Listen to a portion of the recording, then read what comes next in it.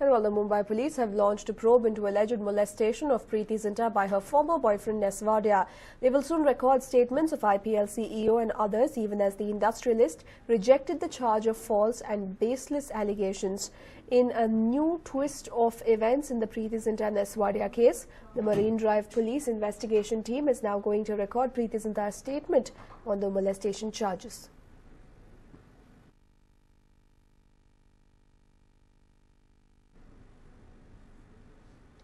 Well, the alleged argument between the two took place inside the corporate box number 56, which incidentally does not have a CCTV camera.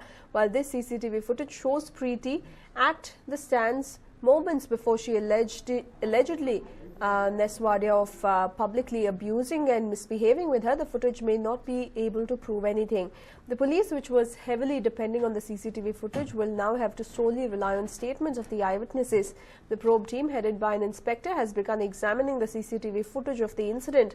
The Marine Drive police has taken CCTV footage from over 10 CCTV cameras from Wankhede Stadium that may have captured the incident. There are over 150 CCTV cameras in the stadium. The footage is over 3 hours long, and the investigating officer will take a few days to go through all of it. The police is also confident that 2 eyewitnesses are enough, and CCTV footage for scientific evidence is not required to build a tight case. Preity Zinta claimed that Wadia molested and abused her in full public view inside the Wankhede Stadium on the 30th of May. The police is looking for persons who were seated next to Preity and those who were around at that time. This includes, in fact, IPL CEO Sundar Raman, players and staff of Kings 11 Punjab. Their list is being prepared and their detailed statements will be recorded soon. A source has revealed that the industrialist had booked 14 odd seats in Garware Pavilion and got angry when he saw his mother Maureen Wadia standing, as all seats had been occupied by Preity and her guests. Neswadia then got engaged in an argument with the actress over the lack of courtesy shown to his elderly mother, which has now been allegedly twisted and turned into a molestation case. Well, Preity Zinta also took to Facebook to talk about her ordeal. This is what she said. From my heart, I may not be super wealthy and powerful, but I have truth by my side, and I've worked very hard all my life and tried to earn respect for myself as a self-made professional. It saddens me that no one at work or around ever stood up for me in the past when I was abused and insulted publicly. This time I was left with no option but to take this stern step, as this incident happened in front of way too many people. Sometimes we are so ashamed and humiliated that we fool ourselves to believe that no one saw what happened.